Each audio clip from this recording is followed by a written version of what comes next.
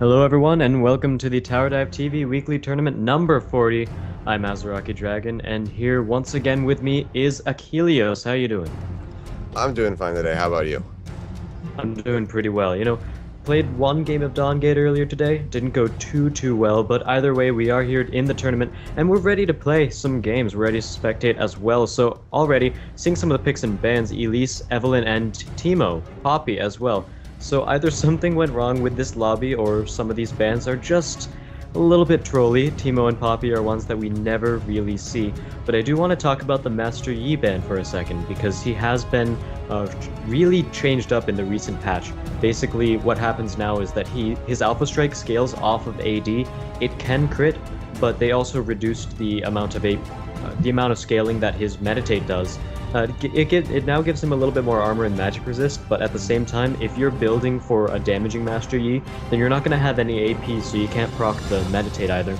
That's one of the biggest changes in terms of how he works, because he's not going to be able to use meditate as well, but a lot of people still don't know about the new Master Yi, so they don't know how well it's going to be used. Yeah, you're exactly right with everything you just said. And I saw the statistics earlier yesterday. Since the changes, Master Yi's pick rate has increased 400% from what it was before. And just about every game that I've played with him, he's either done horribly, so it's probably either someone who's never played him before and they say, oh, this looks new, and they pick him up, or it's someone who's played him in the past and now they're taking advantage of all these new changes. And the one match I saw, he went about 33 and 18. It was pretty insane. So Master Yi, I'm not surprised that we're seeing a ban on him right now. Yeah. Alright, so far we have some picks. Dr. Mundo is one of them for the blue team, and the purple team. By the way, the purple team that we're watching right now is Siren's A team. They did win last week, so we're seeing them again join the tournament this week. So that's going to be a lot of fun. We'll see if anyone can take them down this week. But so far it looks like they picked Nunu and Shen, two very strong champions as well. And these are two champions who you normally see banned out a lot because Nunu is an amazing jungler. He's got a lot of control as well as, he's got that smite, sort of.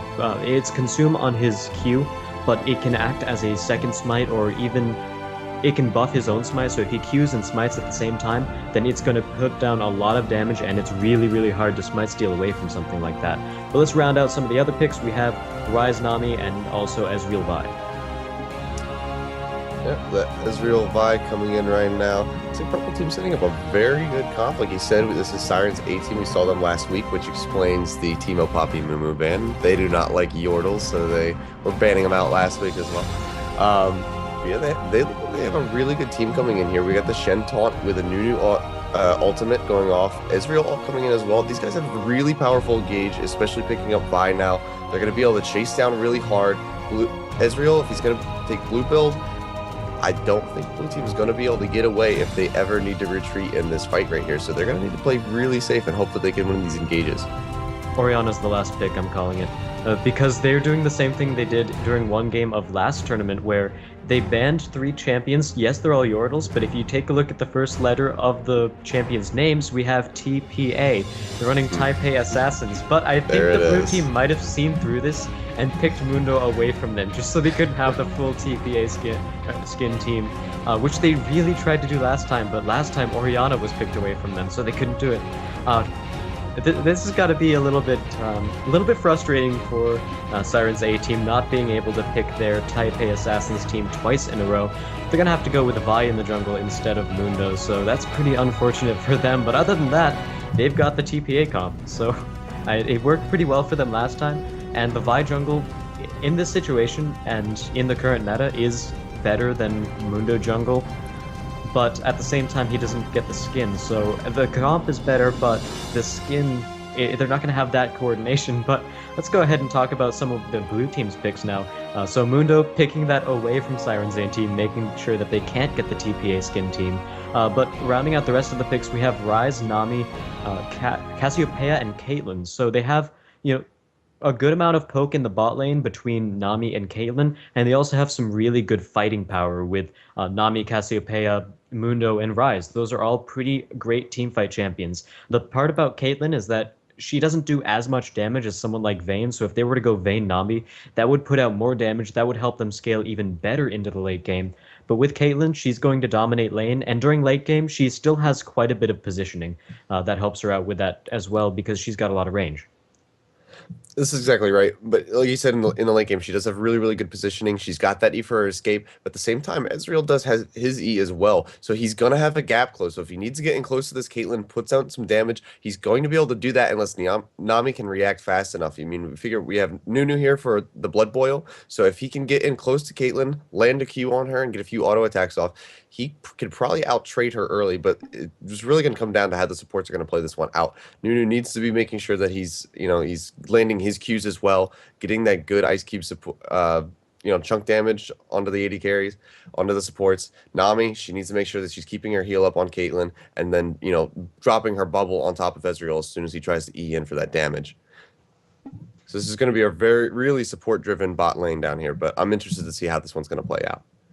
Yeah, most of the bot lanes we see nowadays are actually very, very support driven because if it's just the AD carry versus the AD carry, then you have sort of a bland matchup. Right now we have Ezreal versus Caitlyn. They're both really, really poke heavy, and Caitlyn's poke comes from her range, as well as Piltover Peacemaker, which does quite a bit, but Ezreal's poke comes from his Q, which he can throw out really, really frequently, and it doesn't really have a very high mana cost either, so his poke comes from that. If those two were just sitting in lane near each other, it would be poke, poke, poke, poke, poke, and then Ezreal's going to Arcane Shift in, Caitlyn's going to net out, and they're going to start it all over again. But the supports, that's really where this matchup is going to go.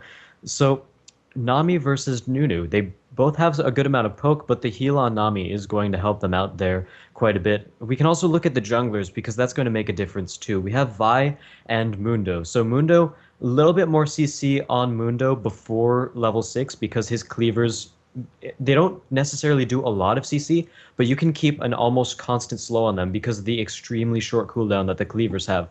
Whereas Vi, she can run into you, but that's about it until she hits level 6. Once she hits level 6, Vi's ganking power skyrockets. She is an amazing ganker when that happens. So before level 6, maybe we want to see a couple more Mundo ganks. Yeah, I mean, both very mobile champions. They have pretty good clear times. Mundo with this W right there. But like you said, Vi, she can jump in there and she can get that initial hit if she lands her Q on somebody. But after that, she can't really lock somebody down until she has that ultimate. Whereas Mundo, like you said, he could just keep spamming cleavers over and over and over again on people. So Mundo, I think he's going to have the early game here.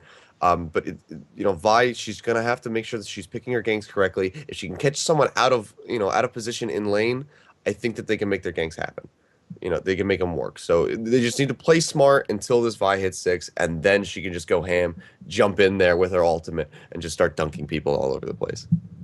All right, getting into the loading screen, we can see some of the skins, and obviously the TPA skins are already lining up there, but unfortunately, Mundo has been taken away, so they don't get the TPA Mundo. They're going to have to settle with a classic Vi skin. I was actually expecting a skin from Vi, the Neon. I'm not sure what the name is, but sort of expecting them to go for that. But looking on the blue team, they have Corporate Mundo and Dark Crystal Rise. So the TPA team, certainly good. Like, they win the skin war, but at the same time, Corporate Mundo.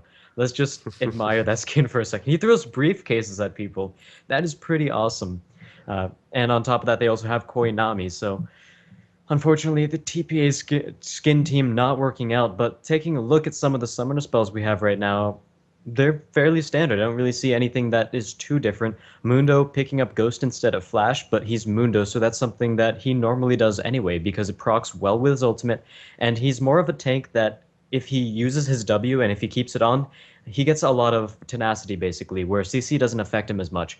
So that helps him out when he tries to chase people, when he goes into a fight. Ghost helps him out even more with that, and it also helps him ignore unit collision. So that he's going to be running around randomly in a team fight trying to get as many cleavers off as possible, but he doesn't really need a flash, because what exactly are you going to do as Mundo with flash? Flash cleaver? Yeah, you could do that, but it's not really as effective as something like Flash Rune Prison from Rise or Flash Taunt from Shen. There are other champions that benefit really, really well from Flash. Mundo doesn't necessarily do that, so Ghost is a fairly good pick on him. Precisely. I mean, with Ghost on Mundo, he is going to be, once he hits 6, he is going to be all over the map. I mean, all he would need to be more ridiculous is some boots of mobility. I mean, his ultimate, really low cooldown. It's going to be just burning him around the map with that increased move speed. And then with Ghost as well, he's going to have so much chasing power. Not to mention with his cleaver slow. So I don't think, unless Siren A-Team play this smart, if Mundo gets in there, I don't think they're going to be able to get away from him without burning a couple summoner spells. That's very true. Let's take a look while we're still waiting. Oh, there we go. We're in the game. But I was going to say, let's take a look at some of the level 1s that these guys have. So, obviously, Nami Bubble, Rune Prison, and Caitlyn Piltover Peacemaker. That is a ton. And on top of that, they can also use a Cassiopeia. Either one of her dots could really be useful in a level 1. One of them procs instantly, which is much better as a skill if you want that quick amount of damage, but the Miasma is better if you want just basically that zoning potential to make sure that, okay, if you step into this, you're going to take a lot of unnecessary damage, so they don't want to do that.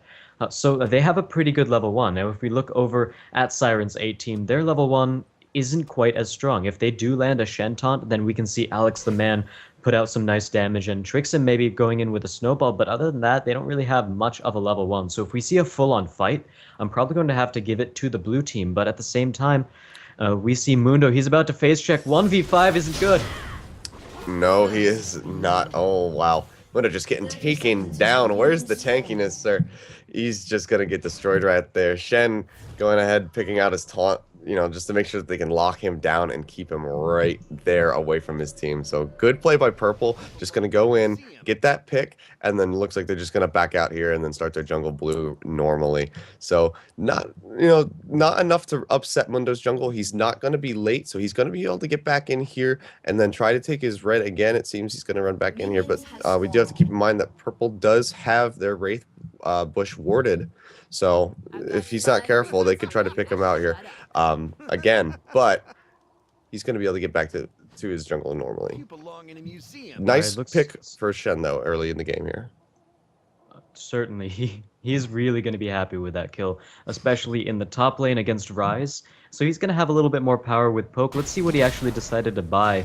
Alright, so he's got a Doran's Shield and Boots of Speed. It's pretty good. Unfortunately, the Doran's Shield not really going to be as effective against Ryze as most other champions, but will give him the health regen that is really, really useful on a champion like Shen, who just wants to sit up there and farm all day.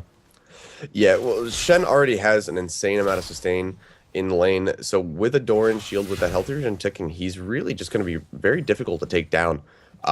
So pretty smart play on him. I mean, his Vorpal Blades, obviously if he gets a kill with them, he gets, instant health back. If he hits something that's been hit with a Vorpal Blade, he just, starts regenning over time. So he's going to be really difficult to kill. And it looks like we might have a skirmish coming out here in the purple jungle.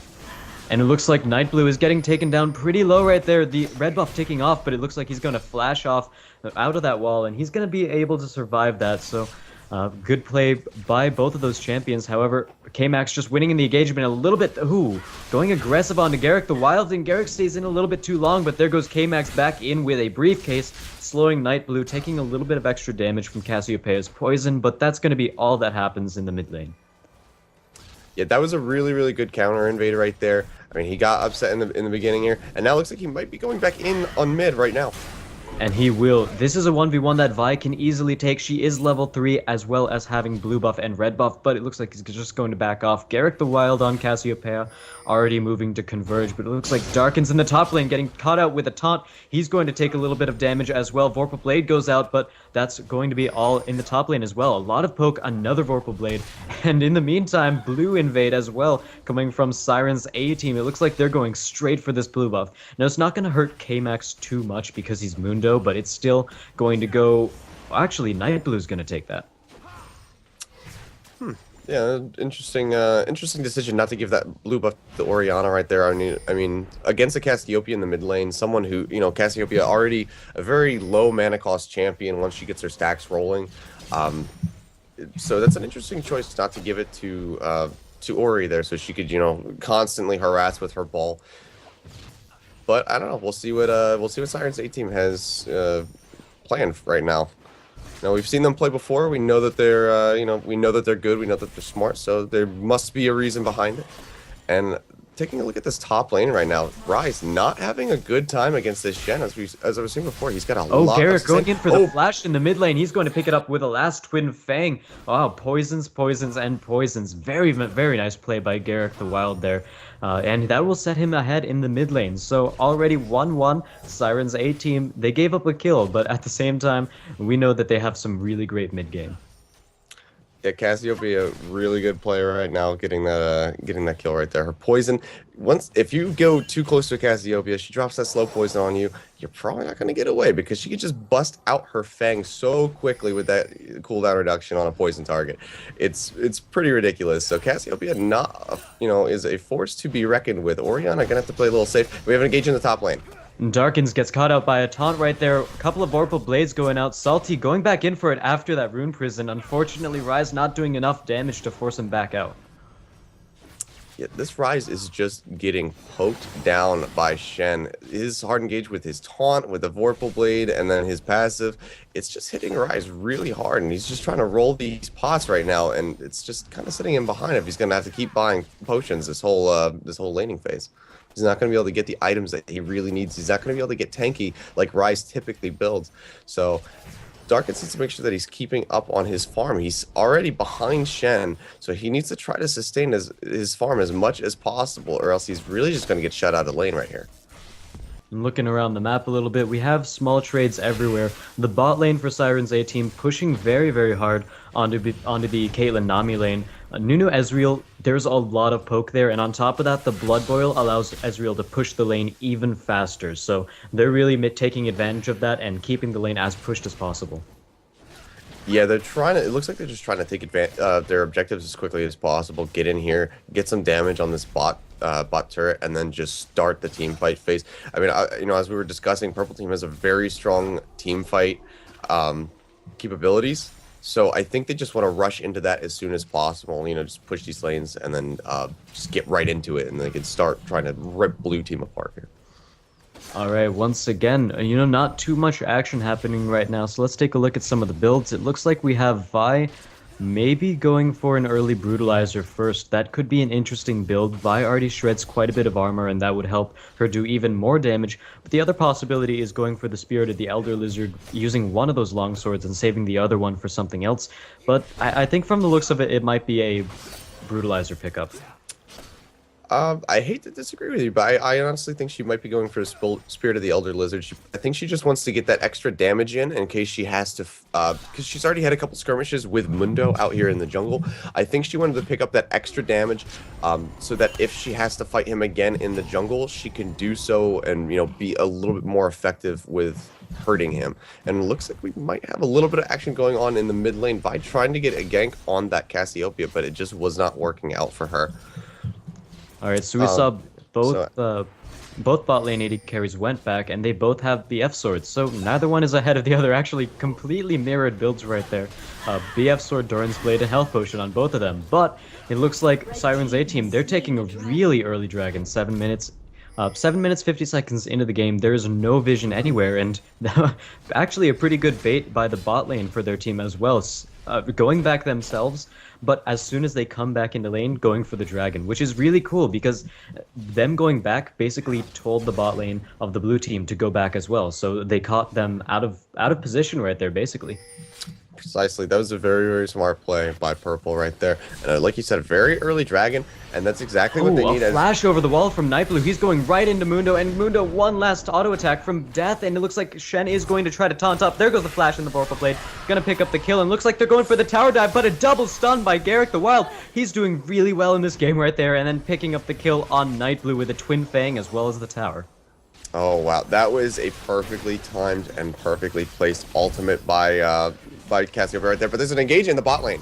Alex the man getting taken down really low. Mimeo flashing out of the absolute zero and trying to pick up the kill onto Ezreal at the same time, but a little bit too far extended. There goes the exhaust, but it's on to Nunu. There goes the poke from Ezreal. Oh, barrier bait. Looks like Baby Night Elf's going to be able to take that up, and Trixim is out of mana. I think Caitlyn knows this. She's going to keep trying to get. No, not going to catch him. There goes the flash and the Piltover Peacemaker going to pick up the kill. Very nice play all around by the blue team. Yeah, it was a really, really excellent play. That Ezreal just overextending a little too far, taking that turret shot. Caitlyn able to just say, well, all right, if you're just going to walk up to me, I guess I'll just shoot you in the face then. And meanwhile, in the mid lane, we missed Cassiopeia once again just dominating her lane and pushing Orianna out and almost taking her down. Not quite able to secure the kill, but doing a very good job of harassing purple teams. Mid carry right now. Cassiopeia, she's a little bit behind in farm, but as we can see, she's up by 2 kills, and so far she's just been dominating this entire game. I mean, we saw that ultimate on Vi, perfectly timed, just stunned Vi, just short of her, under her own turret, probably saving her life from a dive right there. So she's playing very well. So if she can maintain this, she's going to be the biggest problem for the purple team, it seems. She's just so far out ahead. And as we can see, her plays are just phenomenal and spot on. But blue team, they do have a kill advantage at the moment, but they're still down by about 1.3k gold. No turrets have been taken yet, but blue team needs to, bot lane's been pushing hard on the objectives. Blue team needs to do the same exact thing. They need to make sure that they're getting in here and pushing these turrets. They need to make sure that they're securing the next dragon, because they need to retake that gold lead, or else purple will be able to kind of push back from this no matter how well Cassiopeia is doing. So they need to make sure that they're staying on top of everything, and they also need to get some wards out. There's no blue vision whatsoever. The only ward that they have out at the moment is one in the top lane placed by Ryze. Otherwise, they have none. Okay, well, they have one in a bot bush, and it looks like we have a teleport coming out right now. And the teleport into the bot lane, Darkins goes in for it, looks to land a Rune Prison, however an Arcane Shift and Blood Boil is going to keep both of those two safe. Unfortunately, nothing happening, but in the mid lane we have an ultimate, Garrett the Wild! Oh! Beautiful Orianna ultimate, basically forcing him through Vi, and he ended up ulting the wrong way because of that. Really good play right there, and that's exactly what they need to do for purple. They need to secure a hold on Cassiopeia. Like I said, she's just was getting a little bit out of control with how she was harassing Orianna, just kind of throwing her around like she was nothing. So by making sure that she made a pit stop into mid lane and made sure that they could take out that Cassiopeia. So a good play by them. They got the summoners down. She burned her flash right there, so it's a good pickup for them in more ways than one. And I want to go back to the bot lane a little bit, where Darkins did initiate a teleport gank, but absolutely nothing was actually able to get picked up from that. So he burned teleport, and they didn't get a kill, they didn't get a tower, they didn't get any pushing down. So he's going to have that down for the next 9 seconds, and if Shen decides to teleport, he has absolutely nothing to try to counter that up with. Yeah, that was a really unfortunate attempt at a gank down there for him. I mean, not even securing a Rune Prison on even Nunu. Just a big waste of a summoner that doesn't have a very short cooldown. So very unfortunate for the Ryze. He needs to try to make sure that he's securing Shen in that top lane, making sure that Shen can't use his teleport. So he's just going to have to play this smart and then try to get some poke down. But once again, he's just taking a lot of damage from Shen. And we have an engage in the mid lane. And the engagement goes in the favor of Garrett the Wild once again. A couple of Twin Fangs able to pick up Vi very quickly right there. And unfortunately, you don't really want to pick fights against a fed Cassiopeia, haunting guys and Chalice of Harmony already. Oh yeah, right now she's got infinite mana, and now Shen going in on Ryze hard here in the top lane, but looks like he's not going to be able to secure kill. Ryze taking a lot of damage though. But sorry, going back to what you were saying, yeah, you do not want to just go in on a fed Cassiopeia. She's got the Chalice, she's got the Haunting Guys, so she's tanky, she's got a good amount of damage, and she's got that infinite mana. And now she's trying to poke around in the bot lane here, but she realizes after taking a couple of cues here from Ezreal that they actually have sight on her. So it looks like she's just going to go back and try to defend her turret, which Orianna is trying to shove right now, and she's not quite going to be able to get it here, but she's going to get darn close. And they're making a play right here. Right after this play is done, they're going to be able to go for drag. There goes the initiate by Vi in the middle of 3 people. There goes the ultimate from Ezreal, hitting 3 people as well. Oh, Garrett the Wild using his ultimate, only catching tricks him, however, and it looks like Alex the Man now trying to kill Caitlyn the entire time. He's going to keep poking with his Q. Meanwhile, Nightblue is trying her best to try to catch up to K-Max, and K-Max will be caught out just a little bit, but a Cleaver's going to save his life. Meanwhile, Night Elves going down to Salty, actually, in that bot lane, and it looks like Mimeo is in the tower range. Oh, K-Max, the ultimate from Killicast, able to catch him out, and it looks like they're going for the full-on dive. This might be... There goes the double kill. Aced everyone except for Darkins, who's still in the top lane. And like I said before, they had Dragon timed really well. They wanted to make that play right before it came up, and it came up at 1350, so we're really well timed by them. Wow, yeah, like you said, perfect, absolutely perfectly timed. They couldn't pick a better time to have that fight happen. Blue team really thought that they were going in, getting a good engage at their blue, but purple really just changed that around. The global ult from Chen, just way too much for blue to handle right there, especially with no follow-up from that rise. So once again, really unfortunate that he had to blow that teleport. He's trying to shove down this top lane, but it's just not going fast enough. He needed to be at this turret, pushing it about a minute ago. So he's a little bit behind. It looks like he might be able to force this out here. So it looks like they're gonna pick up this top turret, but Shen going in on him right now.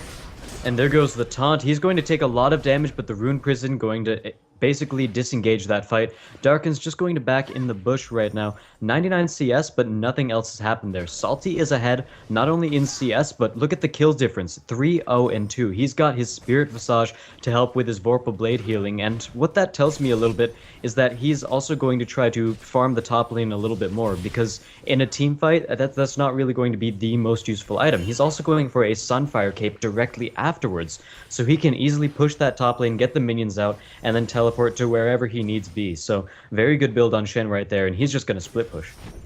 Yeah, split push Shen is the best way to play Shen. Like you said, with the Sunfire Cape, if he picks up, an attack speed item, something like a Wit's End maybe, since that Cassiopeia is doing so well, his split push potential is just insane. It looks like he's going to go back on a rise right now.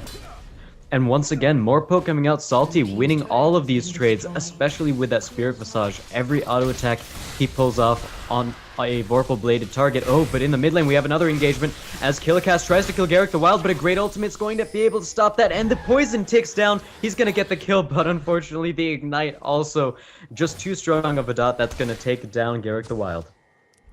Nice, very nice classic duel right there in the mid lane. Really awesome to see that little back and forth action right there. We had that flash from Orianna going out to try to avoid the Cassiopeia ult. Didn't quite work in their favor, but very just even trade overall. Cassiopeia coming out ahead of that, I guess because she still has her flash up, whereas Ori blew hers. So we are going to see that maybe hurt Orianna here in a little bit if we can get Mundo in for a gank, but now looks like Mundo, he's going in for an ultimate on K-Max. Mundo taken down very low. The red buff not going to tick off in time. It looks like there's a heal from Mimeo, and he's going to get caught out right there. Salty using his ultimate as well as tanking the ace in the hole. That's going to be very good for them. Going on to Darkins, his armor is broken, and there goes two physical damage champions. Auto attacks all day. They're going to be able to pick him up. Ouch. Yeah, Rise just not big enough yet to try to do a 2v1 right there. It's just kind of poor decision right there to turn around and try to get some damage on Vi. And while that skirmish was happening there in mid up into the jungle, I mean, as we could see, Purple Team's bot lane was able to push in and get that tier 2 bot turret, just further extending Purple's gold lead right now. So they're up by 2 turrets already, and now we see them pushing ahead into the 7.3k gold lead range. So this is just not looking good for the blue team. They're only down by 3 deaths, but as we can see, that gold lead is just becoming out of hand at pre 20-minute mark. So what do you think blue needs to do right now to try to turn this around into their favor? I think most of it is just the power of Siren's A-Team's mid-game, where they're a practice team. They've been together for a really long time. They've made it to Challengers, so in order to take this down, you really need to force some action happening around the map, and this is really a good way to do so. They have Cassiopeia, Garrick the Wild going around through the back. Unfortunately, there is a split. They're not going to be able to decide who to initiate on, but Alex the Man getting taken down very low. That is going to be Garrick the Wild missing his ultimate. Very great arcane shift, and that's going to save Alex the Man right there. Meanwhile, Nunu gets picked up in the jungle, but a 1-for-1 trade right there. Alex the Man playing that engagement very well. Yeah, Alex, he was on top of that right there. He knew exactly what he needed to do to secure that kill, and he did great. 1-for-1, not really that even though, because while they lost to Nunu, blue team losing Cassiopeia, so a support for an AP carry, not exactly the most ideal circumstance. Looks like Vi gonna take a good amount of chunk damage right now in the jungle here. Oh, and the ace in the hole. There we go. No problem picking that kill back up. And so far, the Sirens A-Team, they've been playing a little bit I don't want to say too aggressive because they can play a really aggressive style and make it work, but what they're doing is just they're being too aggressive, but they don't have anything to back it up. Where Vi's getting caught out in the jungle alone, and we saw that last time Trixim and Alex the Man pushing bot a little bit too far, and they ended up getting caught out. But unfortunately, for in that specific engagement, the blue team didn't really have the best focus there, and Alex was getting killed by Garrick, but a great arcane shift turned that around. So they could have all tried to focus Trixim, or they could have all tried to focus Alex, but splitting up like that was the folly there. So other than that, you know, Siren's A team getting caught out a little bit too much. If the blue team can capitalize on this a little bit more, that's going to be really good for them. Exactly. I mean, like you said, they have been getting called. That Vi right there, a really good pickup for the Caitlyn. It, you know, turned that previous encounter where they lost Cassiopeia kind of in their favor, picking up the jungler. So I mean, they just need to play a little bit smarter and not just get so overzealous. And they do have ward control right now, but it's still not quite enough to constitute them just running into the blue team jungle, you know, by themselves. They're not so big right now that they can just do that. The only one that can maybe do that is Shen, and that's because, well, he's Shen. He's got his escape. He's tanky as hell, and he can just TP out if he really needs to. So looks like we might have a Converge going in on top lane. They're trying to defend that turret. It's not going to happen, and we might have an engage going in right now. Salty's going to land the taunt. Garrick the Wild taken down very low. A last Q from Ezreal is going to be able to pick that up. Trixim doing a great absolute zero, zoning Caitlyn out the entire time, and it looks like counter flashes over the wall. Both teams will end up on a certain side of the wall, but it looks like Killicast is in the fight now, and they can't really initiate onto this. They need to back off and try to defend this tower. Yeah, the presence right there by Killicast really just gonna change how this fight's gonna go. It looked like they had the power possibly to go in and try to get a kill maybe on Ezreal here, but now Killicast showing up. He made it as he's made this a 4v4 or 4v3. My mistake. He made this a 4v3. We have Vi pushing bot now, so looks like they're gonna pay for, you know, and blue team's gonna suffer a tier 3 turret just for a small skirmish in the top lane. So this is not looking good. Mundo and Cassiopeia trying to converge on her down here. I don't know if they're gonna be able to pick up a kill. She's gonna be able to Q away very soon, but he managed to slam the cleaver, so he might have a fight down here. I was going to say it's a very risky play, as now Shen's coming in with his ultimate. Garrick the Wild taunted and taken down very, very quickly. And K-Max is going to have a pretty hard time defending this bottom tower against two very tanky champions. In the meanwhile, in the top lane, Poke going down, and it's actually stronger for the Siren's A-team part, because Ezreal just doing so much damage with that sort of Bloodthirster build. And the Bloodthirster does a little bit more damage in his Poke than the Blue Ezreal build does, where the Blue Ezreal build is more about kiting. It looks like Mimeo forced to pop his ultimate to try to disengage this fight. They're going to be able to disengage it, however, the purple team is going to take a tower off of that. Meanwhile, in the bottom lane, K-Max is getting down very low. Darkins is going to try to save him. Salty just trying as well, but it looks like they're both going to disengage from that. Meanwhile, they're still pushing in the top lane. Yeah, blue team's just taking way too much damage from these engages right now. They can't get in. They can't just try to get some poke on somebody. You know, as soon as they try to run in here, they're just getting locked down. As we could see, you know, Garrick the Wild getting ripped apart from that that Vi Shen in the bot lane. You know, she just they thought, oh, you know what, we can go in here, we can chase, and then Shen with the port in, they just managed to lock her down and kill her again. So where she was doing very, very well in the lane phase, she's now at a 4-6. You know, kill death. So it's not looking good for her. They need to try to get some peel. They need to make sure that they're fighting as 5, because purple team is just managing to break past the front lines of their team, get into Cassiopeia in the back and just rip her apart, and now engage right there on Caitlyn. And Caitlyn's going to be taken down right there by that last tick of Ignite. It looks like K-Max is chasing Alex the Man down in that top lane. Oh, Alex is going to be able to kite very well with the blue buff. He chooses to go for the ultimate. Barrier is going to try to save his life for just a little bit, and K-Max forced to back off from it. And he's going in to land one last cleaver. Ew, the jukes! Alex the Man not getting hit by it. He's going to survive right there. Meanwhile, Killicast is taken down by a minion. I didn't see that. Yeah, neither did I. It looks like it would have had to be a minion right there. So that's that sucks for Killicast. I mean, that's one way to go, I guess.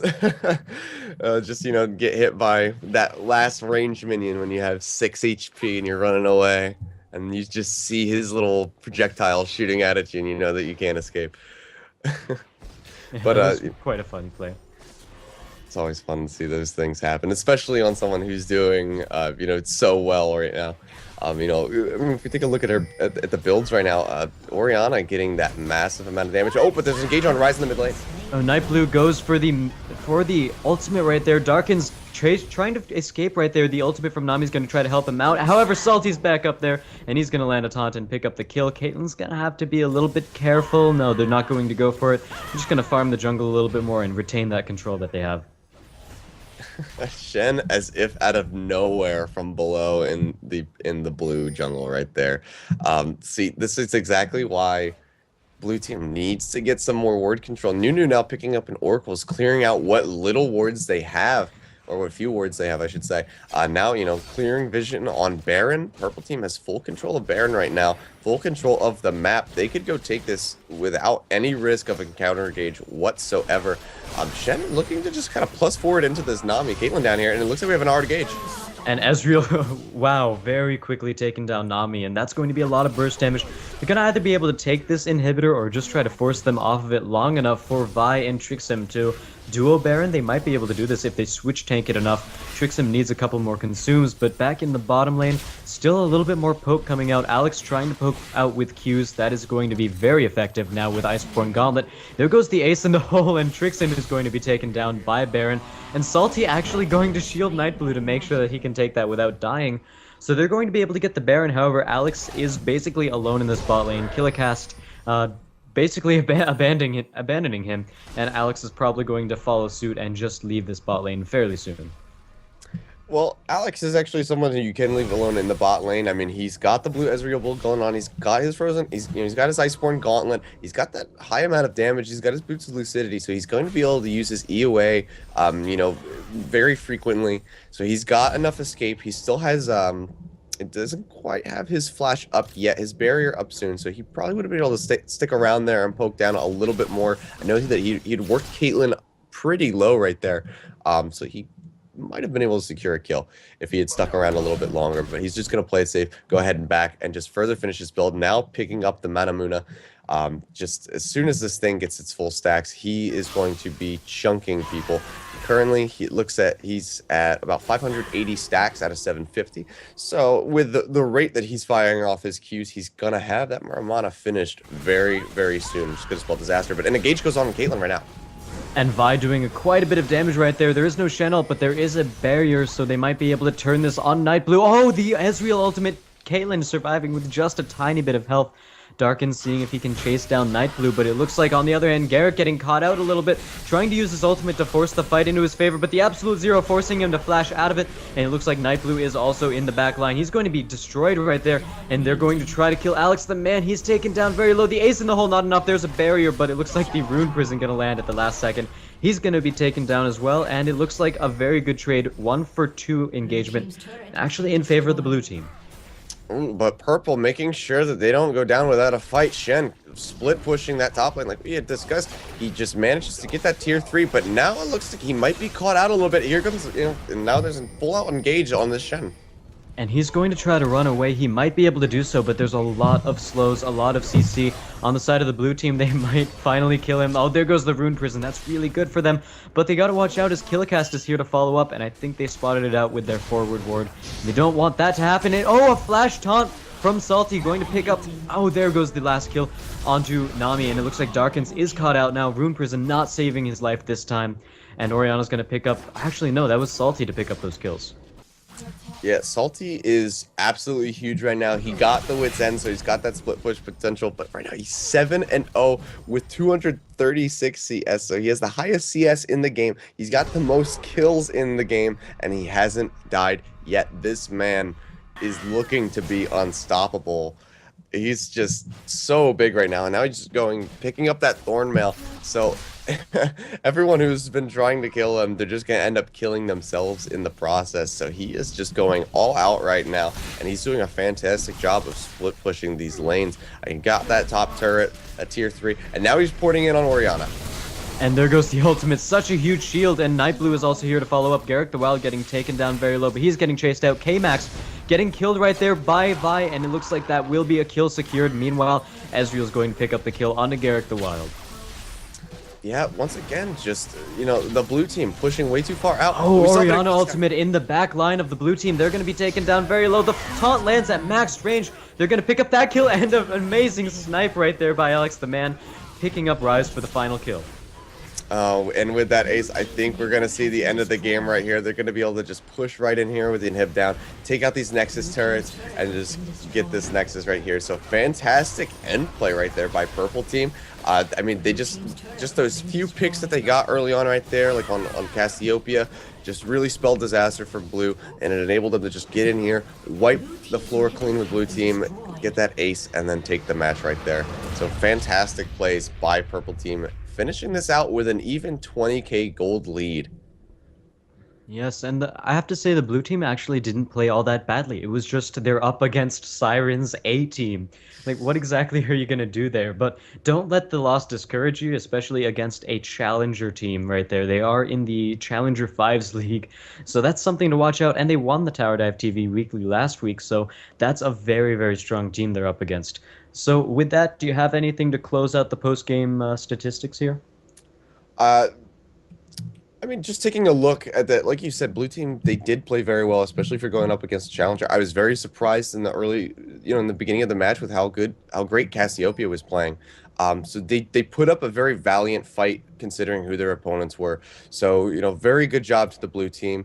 Hopefully we'll see you guys back, and hopefully, you can bring that level of